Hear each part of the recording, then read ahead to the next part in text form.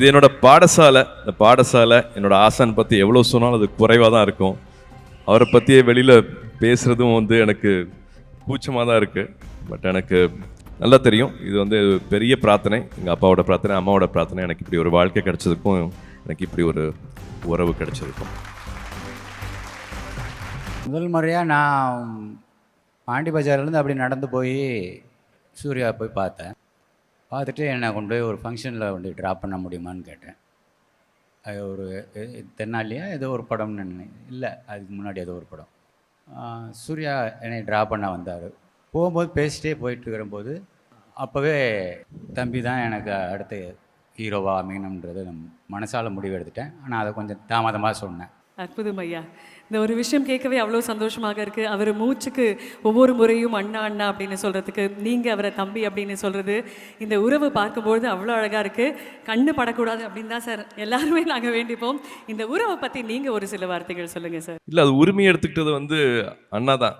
ஏன்டா அண்ணான்னு கூப்பிட மாட்டியான்னு என்னை வந்து தலையில் தட்டியே ஒரு நாள் சொன்னேன். என்ன சாரு மோருங்கிற, அண்ணான்னு கூப்பிட்றான்னு சொல்லி என்னை திருட்டுனது, எனக்கு உணர்த்தினதும் வந்து அவங்க தான். உறவில் வந்து உரிமை எடுத்துப்பாங்க, முழு உரிமை எடுத்துப்பாங்க. அப்படி தான் வந்து என்னோடய ஃபேமிலியும் பார்க்குறாங்க. ஜோவை, என் பசங்களை எல்லாத்தையும் அப்படி தான் பார்க்குறாங்க. என் இன்ப துன்பங்களில் வந்து கூட இருந்து பார்த்துப்பாங்க. அது அடிக்கடி பேசிக்க மாட்டோம், பட் இருந்தாலும் நான் எப்போ சந்தோஷப்படுறேன்னு அவங்களுக்கு தெரியும், நான் எப்போ ஒரு துன்பத்தில் இருக்கேன்னு தெரியும். கரெக்டாக ஒரு வாய்ஸ் மெசேஜ் இல்லை ஒரு மெசேஜ், ஒரு டெக்ஸ்ட் மெசேஜ் வரும். அது ஒரு வார்த்தை போதும், அது அப்படியே வண்டி ஓடிட்டே இருக்கும்.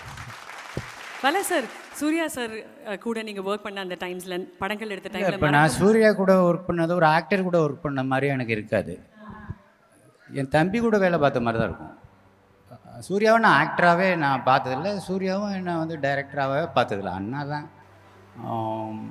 அதுவும் படப்பிடிப்பு தளங்களில் இன்னும் என் மேலே உள்ள கவனம் செலுத்துறது வந்து, ஒரு படத்துக்கு கெஸ்ட் அப்பியரன்ஸுக்கு கேட்டிருந்தேன். வந்து 4 நாள் ஒர்க் பண்ணேன். சூர்யா 4 நாள் ஒர்க் பண்ணியிருக்கேன், என்ன கௌரவப்படுத்தணும் அப்படின்றத நான் கேட்குறேன். வேணாம்ண்ணா, அது உங்களுக்கு தான் அசிங்கம், எதுவுமே வாங்கக்கூடாது அப்படின்னு சொன்னவர். அவ்வளோ ஒரு நான் வந்து எனக்கு கெஸ்ட் அப்பியரன்ஸாக போயிட்டு நான் ஒரு பரிசு வாங்குறதுன்றது அது நல்லா இருக்காது, அது உங்களுக்கு அவமானம், உங்களுக்குன்னா நான் ஃப்ரீயாக தான் வரணும் அப்படின்றது சூர்யாவோட குணம். எவ்வளவோ முயற்சி பண்ணி பார்த்தும் கடைசி வரைக்கும் ஒத்துக்கல சூர்யா. அதுதான் 2 பேருக்கும் அண்ணன் தம்பி உறவு தானே தவிர இயக்குனருக்கும் நடிகருக்குமான உறவு இல்லை.